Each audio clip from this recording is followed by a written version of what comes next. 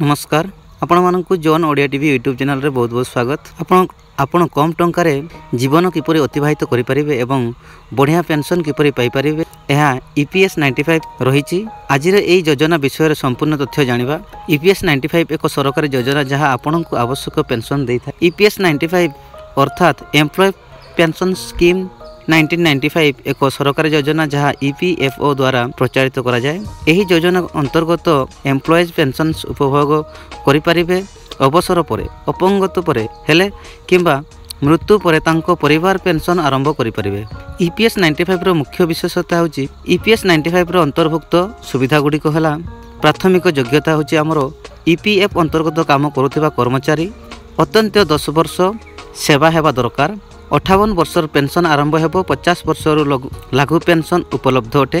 अंशीदार किपरि करि परिबे नियोक्ता 8.33% देई थाए अर्थात 15,000 उपरे गणना करा जाए। कर्मचारी को किछि देवा दरकार नहीं।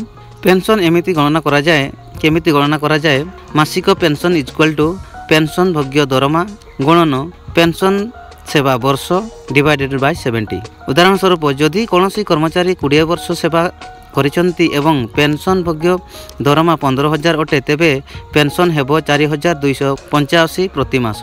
ईपीएस 95 रे विभिन्न प्रकार पेंशन आमे ईपीएस 95 रे प्रमुख पेंशन प्रकार विषय रे जानिबा। साधारण पेंशन जोटा कि हमर 58 वर्ष पर चालू हेबो लागू हेबो।